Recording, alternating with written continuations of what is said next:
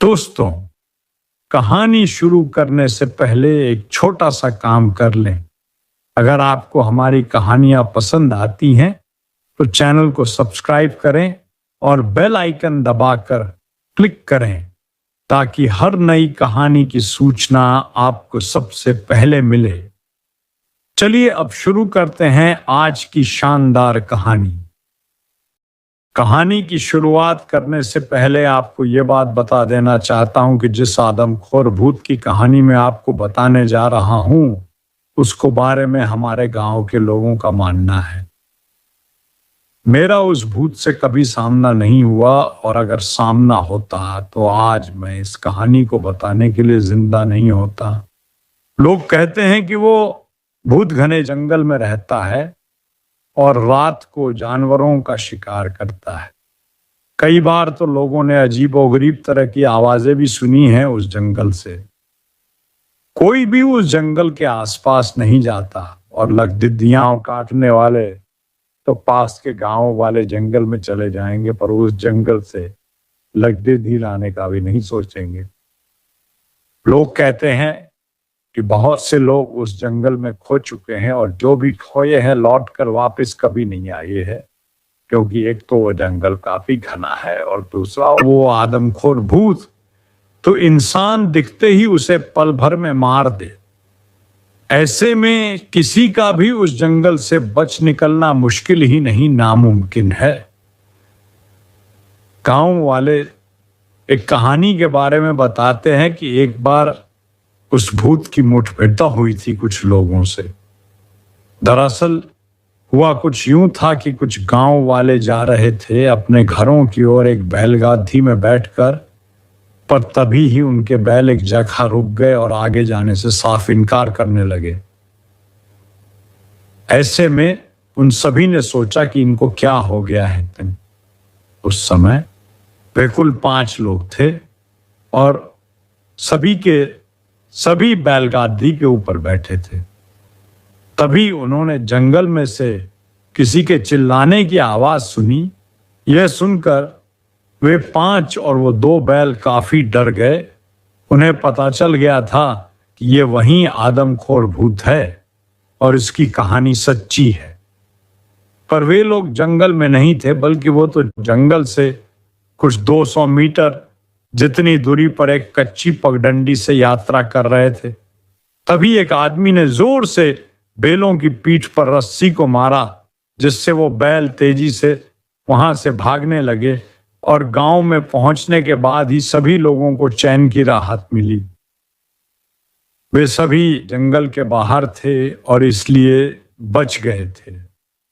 ये कहानी कुछ 50 से 55 साल पुरानी है और शायद अब कोई उस जंगल में जाने से नहीं डरता, क्योंकि बहुत से लोग उस जंगल में जाकर आ गए हैं और वे सभी केवल दिन के समय गए थे, न कि रात में।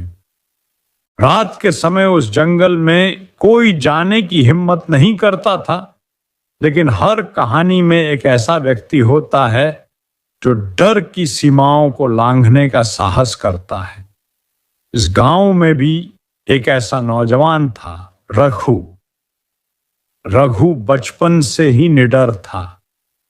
वह गांव वालों की बातों पर विश्वास तो करता था, लेकिन उसे कभी उस भूत से सामना नहीं हुआ था, इसलिए वह इसे महज एक कहानी मानता था।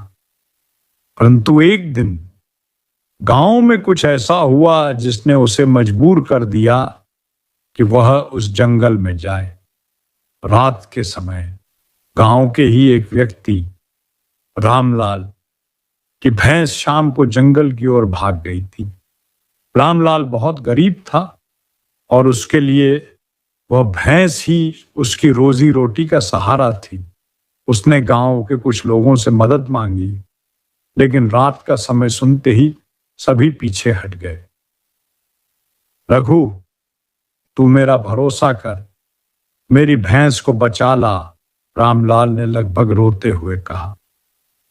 रघु को गांव वालों के डर पर हंसी आ रही थी। उसने सोचा, अगर लोग दिन में जा सकते हैं तो मैं रात में क्यों नहीं? ये बस एक डर की कहानी है। रघु अपने साथ एक मशाल और एक लंबा भाला लेकर जंगल की ओर बढ़ गया। पूरा गांव उसे रोकने की कोशिश कर रहा था, लेकिन वह नहीं माना। जैसे ही उसने जंगल में प्रवेश किया, वहां अजीब सी सन्नाटा था। झिंगुरों की आवाज भी कहीं खो गई थी। पेड़ों की शाखाएं हवा में हिल रही थीं, लेकिन ऐसा लग रहा था जैसे कोई उन्हें छू रहा हो। अचानक रघु को सामने की झाड़ियों में कुछ हरकत महसूस हुई। कौन है वहां? उसने जोर से पूछा। कोई जवाब नहीं आया। फिर अचानक एक भयानक चीख गूंजी। रघु का दिल जोर से धड़कने लगा। वह मशाल उठाकर झाड़ियों की ओर बढ़ा और देखा, वहां कुछ भी नहीं था, लेकिन जमीन पर गिरी हुई पत्तियों के बीच एक ताजा खून का निशान था। रघु ने मशाल को थोड़ा ऊपर उठाया और ध्यान से चारों ओर देखा। जंगल में हल्की ठंडक थी, लेकिन उसके माथे पर पसीने की बूंदें चमक रही थीं। जमीन पर खून का ताजा निशान देखकर उसके पैर कुछ क्षणों के लिए कांप गए, लेकिन उसने खुद को संभाला। अगर यह भूत है तो अब मैं सच में फंस गया, उसने खुद से कहा। खून के निशान किसी घायल जानवर के लग रहे थे, लेकिन आसपास कोई शव नहीं था। वह झाड़ियों को हटाकर आगे बढ़ा तो अचानक उसके पैरों के नीचे कुछ चरमराया। वह रुका और नीचे देखा। यह एक टूटी हुई चूड़ी थी। चूड़ी? क्या यहां कोई और इंसान भी है? रघु का मन अब और बेचैन हो उठा। भैंस की तलाश करते हुए वह धीरे धीरे जंगल के अंदर बढ़ता गया। मशाल की लौ हर तरफ अजीब परछाइयां बना रही थी। पेड़ों की टहनियां हवा में हिल रही थीं, लेकिन ऐसा लग रहा था जैसे कोई उन्हें छू रहा हो। तभी एक जोरदार आवाज आई। रघु का दिल तेजी से धड़कने लगा। यह आवाज कहीं दूर से नहीं, बल्कि उसके ठीक पीछे से आई थी। वह झटके से पलटा और जो उसने देखा उससे उसके पैरों तले जमीन खिसक गई। उसके सामने खड़ा था एक बेहद डरावना प्राणी। उसकी लाल आंखें अंधेरे में चमक रही थीं। उसके लंबे नुकीले दांतों से खून टपक रहा था और उसके हाथों के नाखून किसी जानवर की तरह बड़े और धारदार थे। रघु ने झट से मशाल आगे कर दी तो प्राणी जोर से गुर्राया और पीछे हट गया। तो ये आग से डरता है, रघु ने सोचा। लेकिन तभी वह प्राणी जंगल में जोर जोर से चीखने लगा। उसकी चीख इतनी भयानक थी कि रघु के कान सुन्न पड़ गए। ये सुनते ही जंगल के अलग अलग हिस्सों से और भी अजीब अजीब आवाजें आने लगी। ऐसा लग रहा था जैसे कई और प्राणी उसकी ओर बढ़ रहे हों। रघु ने मशाल को कसकर पकड़ लिया। उसके दिमाग में सिर्फ एक ही विचार था, अगर मैं अभी भागा तो ये मुझे मार डालेगा। मुझे इससे लड़ना ही होगा। जैसे ही वह प्राणी रघु की ओर झपटा, उसने मशाल को उसकी आंखों के सामने लहराया। आग देखकर वह चीखते हुए पीछे हट गया। रघु ने तुरंत अपने भाले से उस पर वार किया। भाले की नोक उसके कंधे में धंस गई और वह जोर से दहाड़ उठा। अचानक जंगल में से एक और चीख आई, लेकिन यह किसी महिला की थी। रघु चौंक गया। यह कौन हो सकता है? उसने तेजी से मशाल घुमाई और देखा कि पास ही एक पेड़ के पीछे कोई खड़ा था। जब उसने और पास जाकर देखा तो उसकी आंखें फटी रह गईं। पेड़ के पीछे एक औरत थी, बिल्कुल घायल और डरी हुई। औरत ने कांपती आवाज में कहा, बचाओ, मुझे इस जानवर से बचाओ।